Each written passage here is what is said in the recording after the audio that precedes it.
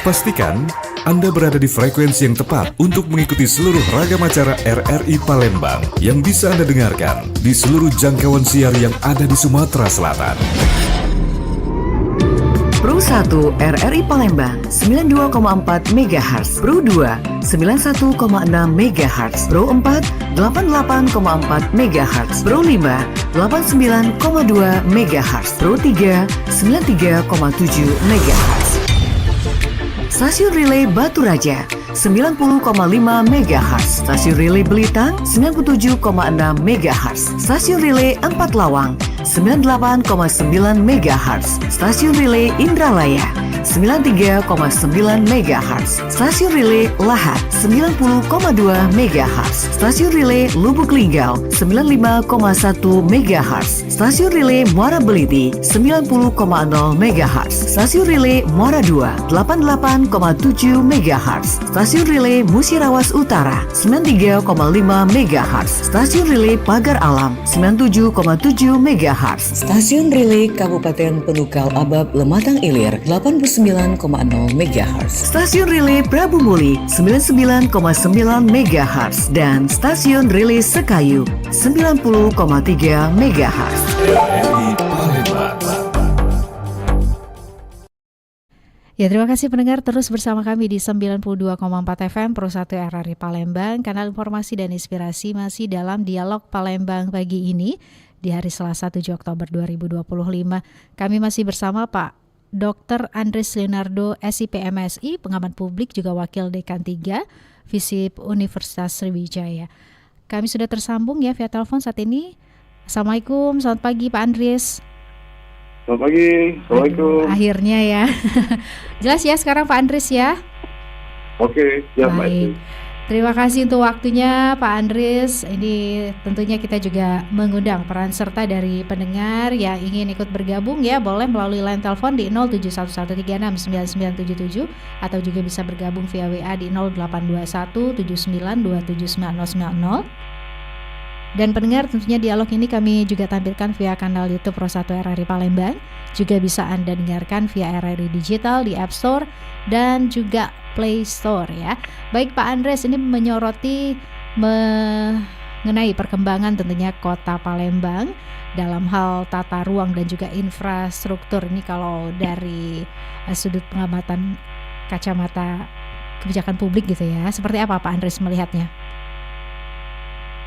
Ya, kita harus berbangga ya, Kota Palembang semakin waktu semakin berbenah ya. Bisa kita lihat dari bagaimana perkembangannya di masa lalu, 10 tahun yang lalu ya. Dan saat ini 2025 saya pikir banyak hal yang bisa kita cermati ya, terutama misalnya infrastruktur baik itu jalan darat maupun semuanya LRT yang kita miliki adalah bagian dari perubahan evolusi tata ruang di Kota Palembang. Oke, kalau berbicara mengenai sistem transportasinya sendiri ya, untuk sistem transportasi ada di Palembang saat ini termasuk jalan raya dan juga angkutan umum, Pak Andres melihatnya seperti apa? Ya, kita berbangga salah satu kota yang memiliki LRT buat kontinua. Ini tentunya capaian pemerintah kita untuk membenahi sistem transportasi. Pun secara yang panjang perlu dijadikan sebuah kultur transportasi bagi masyarakat. Dan perubahan struktur yang ada di Kota Palembang ini dia harus memiliki dampak terhadap perubahan budaya masyarakat dalam transportasi publik.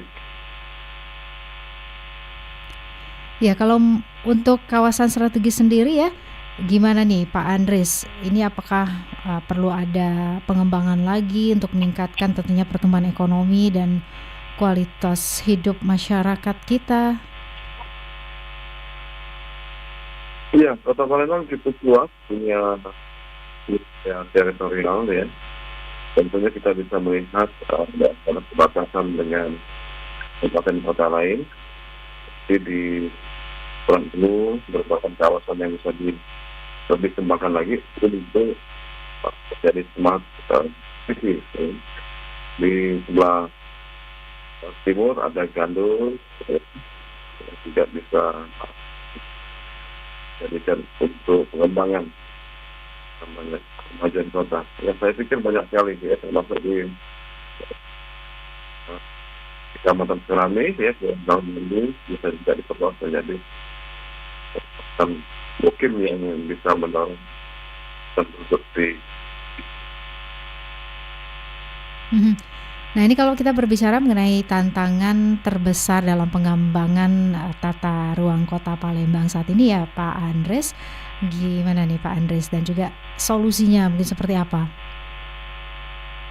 Iya, tantangan yang paling besar menurut saya dari sisi kebijakan publik adalah bagaimana pemerintah itu memiliki perencanaan tata ruang yang lebih komprehensif lagi.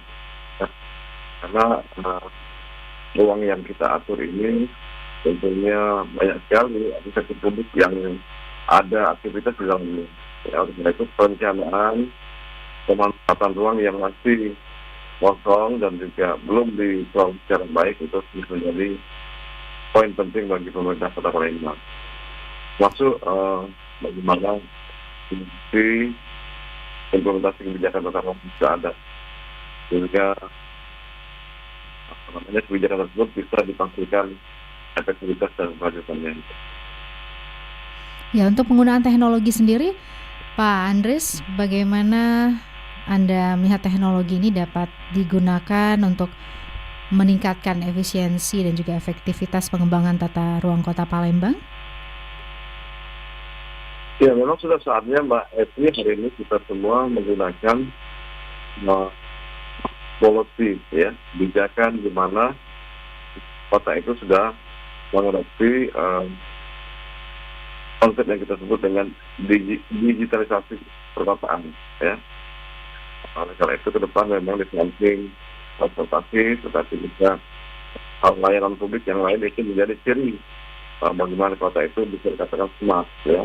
Nah, sehingga sebenarnya dibutuhkan kebijakan tata ruang yang memadai. Ruang publik ya dari Kota Palembang ini memang sudah saatnya di-cover oleh namanya kebijakan bebas digital ya. Oleh itu kita juga harus perhatikan misalnya berbagai macam kamera juga harus hadir di ruang publik ya, sehingga bisa menekan kriminalitas dan juga hal-hal yang lain bisa membantu pelayanan publik di tempat yang berkaitan. Baik, Pak Andres, kita juga sudah tersambung dengan pendengar. Ini ada Pak Irwansyah di Bandung Timur ya, langsung saja. Assalamualaikum, selamat pagi Pak Irwansyah. Waalaikumsalam warahmatullahi wabarakatuh. Iya. Ini temanya dari tentang tata ruang kota. Betul ya. Pak Irwansyah, mungkin ada yang ingin dikomentari atau ditanyakan? Boleh kan studi banding, kan saya bukan warga Kota Palembang, warga Bandung juga kabupaten kalau saya di. Begini Pak, selamat pagi Pak, Assalamualaikum. Tentang penataan ruang kota itu kan betul lah, seperti begini Pak, saya baru studi banding aja lah. Mungkin di Palembang lebih baik daripada di Kota Bandung. Walaupun saya bukan warga kota, warga kabupaten ya Pak, tapi kan sering beraktivitas di Kota Bandung. Kadang-kadang Pak, kemarin Jebu sempat tanaman kota sempat dirusak oleh pendemo waktu ada kerusuhan demonstrasi kan. Sehingga yang merugikan siapa? Yang rugi diri kita sendiri juga kan. Itu misalkan uangnya diambil dari pajak kan. Pajak bisa dari rakyat. Jangan dirusak oleh rakyat juga kan. Nah seperti itu. Begini Pak, yang paling kutuk di Kota Bandung nih Pak, masalah angkutan kota pun juga masih kurang begitu tertib di sini. Nah, bagaimana untuk ke Kota Palembang saya kira lebih jauh. Nah, bolehkan studi banding. Nih, nah terutama yang pertipan masalah angkutan yang sekarang mungkin bukan tidak tahu aturan, tapi mungkin dia karena kerja setoran penumpang kan. Nah penumpang sendiri harus mengerti masalah lalu lintas ini, ketertiban kota kan di sini. Kemudian di sini Pak, banyak di antaranya tempat-tempat yang sekiranya ruangan kota dijadikan sebagai PKL, sehingga barang kongko-lingkong dan bagaimana untuk bagaimana cara penertiban di tata ruang kota di Kota Palembang, tertiban. Kemudian angkutan kota, angkutan umumnya, sejauh penertibannya untuk di Kota Palembang. Kalau di Bandung saya kira masih semrawut Pak masalah ini kan, karena penertiban dan bagaimana untuk Kota Palembang saya tidak tahu persis karena semenjak 2005 baru 4 kali ninjak kota Palembang. Itu udah lama, udah 10 tahun belum tahu lagi bagaimana kota Palembang sekarang. Terakhir kapan Pak Irwansyah? Terakhir kapan ke Palembangnya Pak Irwansyah? Ya mungkin nanti kalau ada rezeki insya Allah gitu kan. Terakhirnya tahun berapa? Waktu ke Palembang itu waktu tahun 2015. 2015, 10 tahun yang lalu nonton ya. ke sana ke Stadion Jakabaring. Oke, baik. Makasih Assalamualaikum. Terima kasih Pak Irwansyah dari Bandung Timur. Ini kita sudah menerima tadi apa yang disampaikan Pak Irwansyah ya. Ini menyoroti juga pastinya mengenai pembangunan yang ada di Bandung dan juga di Palembang. Sempat ada beberapa poin juga yang di highlight gitu ya oleh Pak Irwansyah mengenai angkutan kota Palembang seperti apa dan juga ruang terbukanya di Palembang. Pak Andres mungkin boleh menanggapi Pak. Iya, apa yang disampaikan Pak Irwansyah tentunya bisa menjadi motivasi ya bagi kita bahwa kota Palembang harus terus berbenah agar bisa menjadi kota yang memiliki kesetaraan dengan kota-kota besar di luar kota ini. Oleh karena itu memang banyak faktor yang harus dilakukan oleh pemerintah, penting perencanaan tata ruang dan juga penempatan umum. Namun penting juga pemerintah melakukan upaya seperti membangun kultur masyarakat agar bisa memiliki yang tersebut. Faktor budaya, faktor sosial yang dimiliki kita semua ini harus lebih kepada bagaimana semuanya mendukung fungsi pelayanan publik. Ya. Karena itu, apapun motif yang digagas oleh pemerintah, berupa dukungan budaya dan sosial, sebagaimana disampaikan oleh Pak Irwansyah tadi, saya pikir akan sia-sia. Karena itu, kebersamaan antara pemerintah daerah, investor dan masyarakat itu menjadi 3 pilar yang kuat untuk menegakkan kebijakan tata ruang yang di masa depan ya bagi setiap daerah, tidak hanya kota Palembang. Baik, terima kasih responnya ya Pak Andres. Kita kembali ke penelpon, ini sudah tersambung. Pro 1, selamat pagi.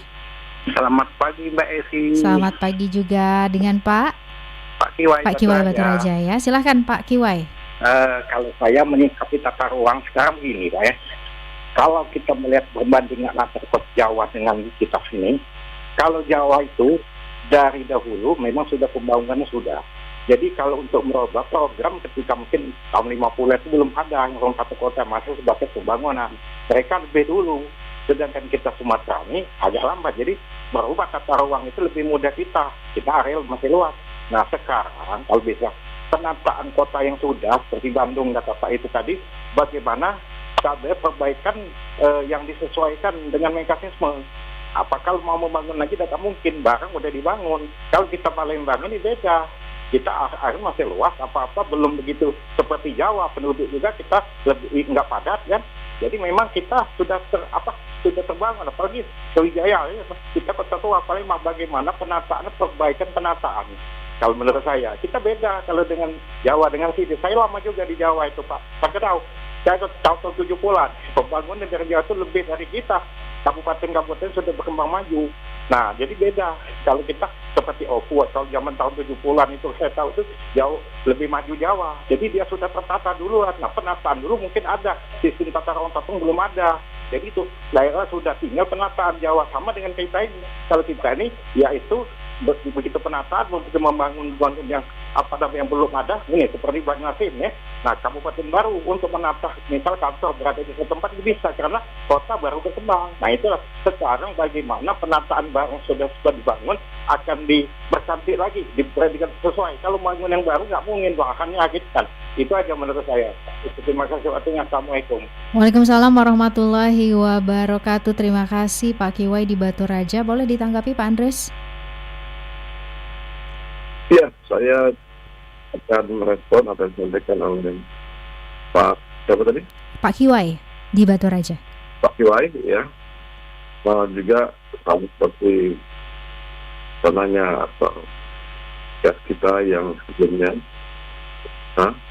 Dia menekankan bagaimana bangunan tata ruang Kota Palembang ini harus dilaksanakan kecepatan ya. Dan betul dari sisi waktu perbedaan mendasar kita kota yang berada di Pulau Jawa itu memang di dimensi waktu. Nah, beliau menyarankan bagaimana Kota Palembang ini dan membuat kabupaten kota yang diproduksi ini melakukan kesehatan setelah ruang ini ya. Di dalam teori tentunya kita sebut ini membangun sebuah agile governance ya, bagaimana pemerintah bergerak cepat untuk memberikan kebijakan tata ruang itu hadir di tengah masyarakat ya. Salah satu poin yang disampaikan beliau adalah kita masih punya banyak kawasan yang bisa dikelola ya. Itu sebuah struktur tata ruang. Kesempatan sebenarnya bagi pemerintah kota daerah di 17 kabupaten tadi sebenarnya untuk melakukan pembangunan yang inovatif dan lanjutan serta berbasis agile governance ya, pemerintah yang tepat di dalam rangka kerja. Kenapa demikian? Karena masih banyak ruang yang bisa digunakan sebagai special planning policy untuk memenuhi kebutuhan dasar masyarakat.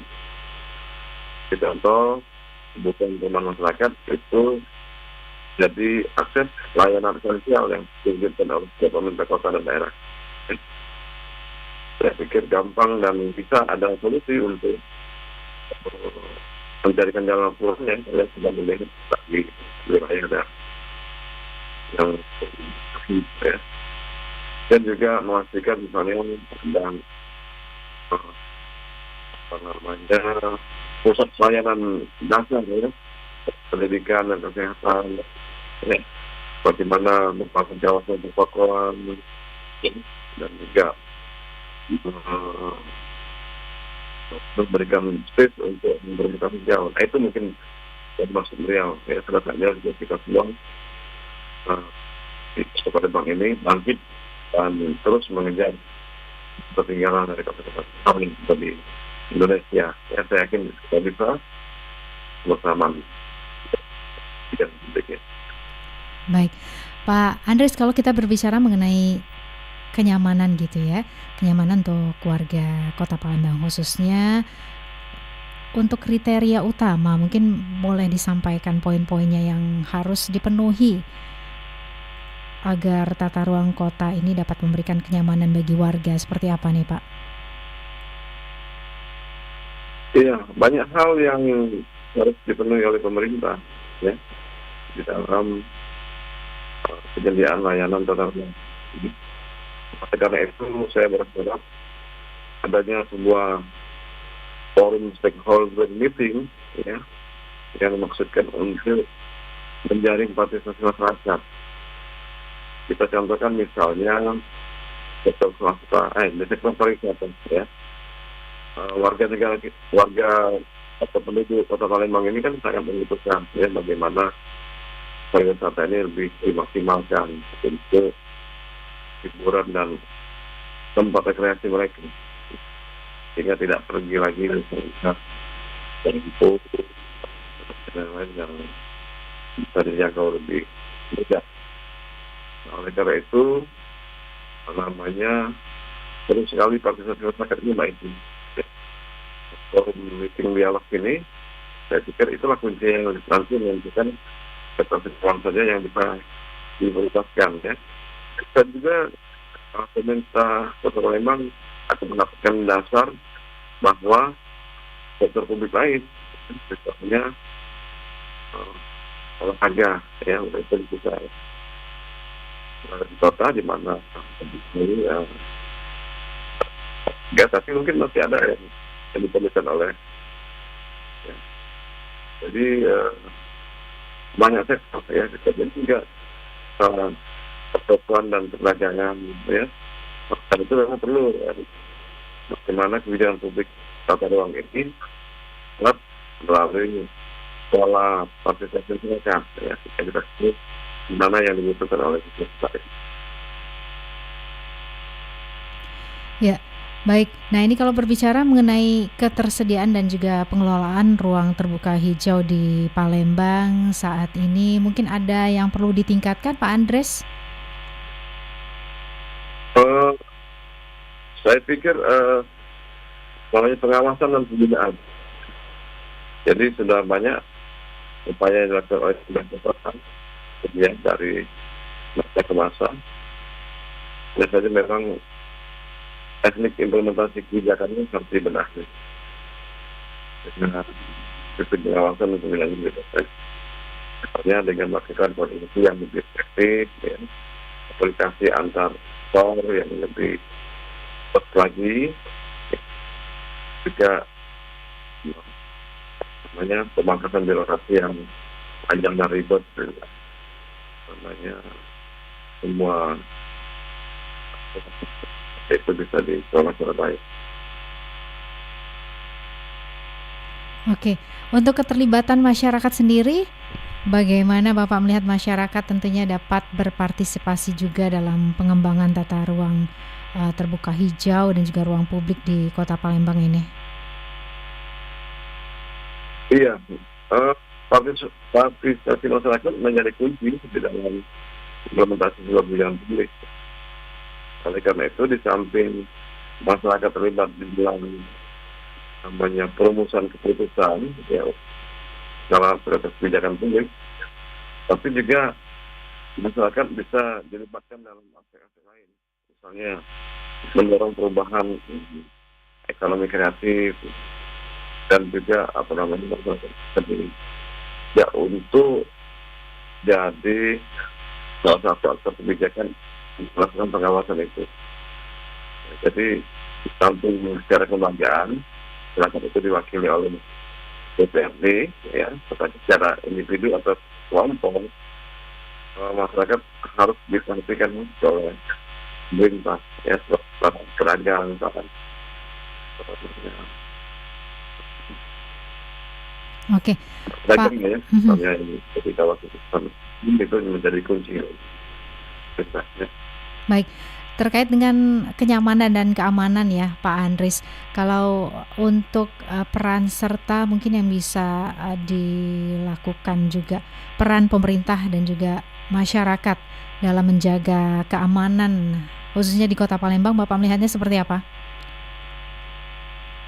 Iya, keamanan tentunya juga dan fungsi kepolisian, ya. Nah, karena itu memang koordinasi dan kerjasama dengan pihak kepolisian itu menjadi kunci juga bagi bertawakal, ya. Tapi memang lagi dekat dan semua aktor sebenarnya itu juga menjadi kewajiban mereka, ya.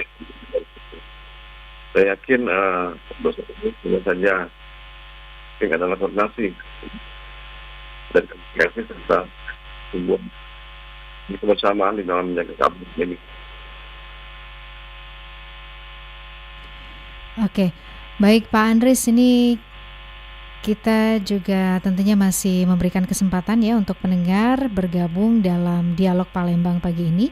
Jadi silakan untuk Anda pendengar, mungkin ada hal-hal yang ingin Anda tanyakan ataupun juga komentari ya seputar tata ruang Kota Palembang ini bersama dengan Dr. Andries Leonardi yang saat ini tersambung bersama kami dalam Dialog Palembang pagi ini.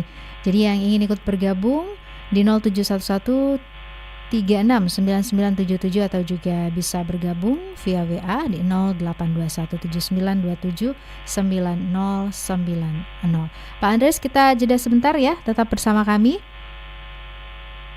Pastinya pendengar juga tetap terus bersama kami di 92,4 FM Pro 1 RRI Palembang, kanal informasi dan inspirasi. Masih bersama Anda, Dialog Palembang pagi ini hanya di Pro 1 RRI Palembang.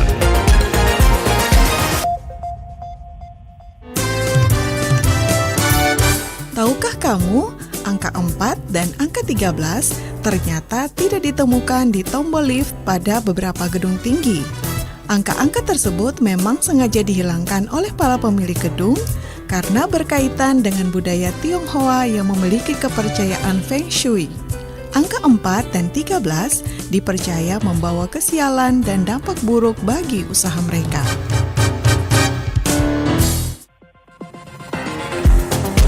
Masih bersama Anda, Dialog Palembang pagi ini hanya di Pro 1 RRI Palembang. Terima kasih pendengar terus bersama kami di 92,4 FM Pro 1 RRI Palembang. Kanal informasi dan inspirasi kami masih terus hadir menemani Anda dalam dialog Palembang pagi ini. Tentunya informasi waktu saat ini sudah menunjukkan pukul 8:52.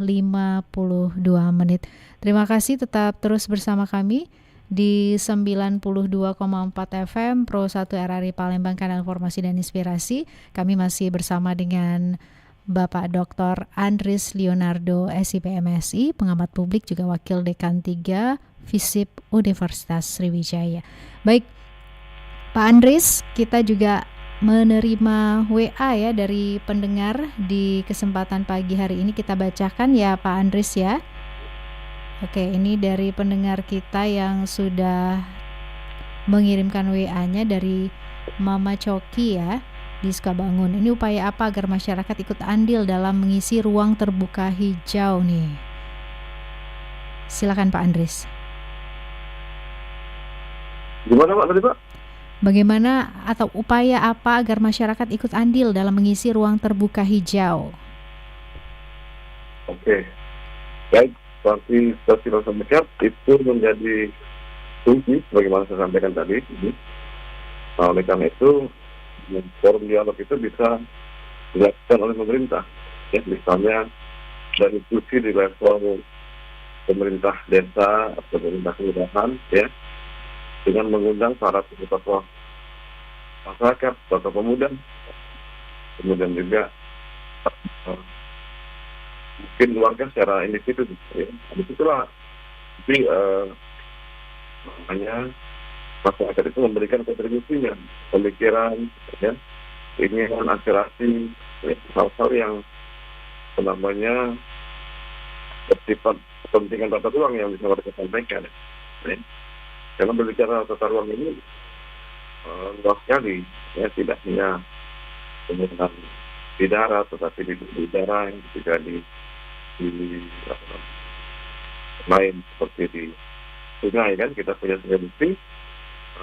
Ke depan juga penting untuk ditata ruangnya, ya, agar sungai Bukti itu bisa kemudian sebagai pelayanan publik dan publik dan juga menjamin pembangunan ekonomi. Itu mungkin jadi yang bisa kami sampaikan, Mbak. Baik, ini yang terakhir dari pendengar kita ya, ada di Pelaju ya. Nah, ini komentarnya mengenai pohon yang ada gitu ya, ditebang lantaran kabel seluler. Ini gimana mau ada ruang terbuka hijau nih. Juga ada dari pendengar lainnya, Suratman di Kenten. Ini mohon pemerintah tertibkan kabel-kabel seluler ya, agar pohon tetap utuh memberi keteduhan. Ini senada ya WA-nya. Silakan Pak Andris. Ya, saya sebagai pengamat juga sudah melihat di kota kita sudah berusaha untuk menyelesaikan meninjau ulang tumpang tindih pemasangan kabel yang ada di kota ini. Tentu saja hasil kajian kebijakannya. Memang betul sekali bahwa kabel ini menjadi bagian penting juga di dalam ketika kota. Misalnya menggunakan teknologi di dalam listrik ini, ya, dan juga apa lain seperti telekomunikasi, juga lain menjadi padu, ya, seperti di kota lain di luar negeri bisa dijalankan di bawah tanah yang underground, ya, sistem sosial seperti, ya, dan juga menjadi penting, ya. Saya pikir ke depan memang sudah saatnya kita juga mengintegrasikan, ya, semua kebutuhan masyarakat ini dengan inovasi dan juga teknologi, ya, membangun budaya di dalam namanya berkehidupan, ya, sama-sama menjaga keamanan, ya, dan juga hal-hal yang ingin saya pikir penegakan hukum dan lain-lainnya itu menjadi kunci untuk memberikan kebijakan tata ruang yang rendah buat masyarakat. Ya. Baik, Pak Andreas, kita sudah berada di penghujung waktu ya. Ada pesan-pesan yang ingin disampaikan untuk pendengar, silakan. Ya, tentunya berbicara kebijakan tata ruang memang perumus dan pelaksananya adalah pemerintah dan DPRD. Namun tugas untuk mewujudkan itu tidak hanya di tangan pemerintah daerah. Ya, itu potensial melaksanakan dengan menyampaikan ide dan gagasan itu berbasis polisi. Oleh karena itu kita juga mesti membutuhkan bantuan dari para investor, para pemilik modal, para pengusaha ya untuk terlibat untuk kebijakan kolaborasi governance yang sudah akan kita secara bersama-sama aktif menjadi kunci juga kita support pemerintah ya untuk mewujudkan itu. Jadi kolaborasi antar pemerintahan itu menjadi kunci itu untuk banyak kebijakan yang sukses. Saya yakin depan insya Allah akan lebih baik lagi dalam rencana dan pemanfaatan tata ruang yang sudah diberikan dan dijalankan. Baik, Pak Andreas, terima kasih sudah bergabung bersama kami ya. Terima kasih Mbak Esti. Ya, sukses selalu, sehat terus ya. Assalamualaikum Pak Andreas. Amin. Waalaikumsalam. Baik pendengar, demikian narasumber kami dalam Dialog Palembang pagi ini ada Bapak Dr. Andries Leonardo SIP MSI, pengamat publik juga Wakil Dekan 3 FISIP Universitas Sriwijaya ya. Sudah berdialog dalam Dialog Palembang pagi ini untuk hari ini, hari Selasa 7 Oktober 2025. Semoga tentunya pemahaman kita mengenai pentingnya perencanaan ruang yang baik dapat memotivasi kita untuk terus mendukung upaya pembangunan yang tertata, berkelanjutan dan juga berpihak pada kenyamanan serta kesejahteraan bersama. Tata ruang bukan hanya tanggung jawab pemerintah tapi juga peran aktif seluruh masyarakat. Demikian Dialog Palembang pagi ini, mewakili kerabat kerja yang bertugas, saya mengucapkan terima kasih. Tetap terus bersama kami di 92,4 FM Pro 1 RRI Palembang, kanal informasi dan inspirasi. Baru saja Anda ikuti Dialog Palembang pagi ini.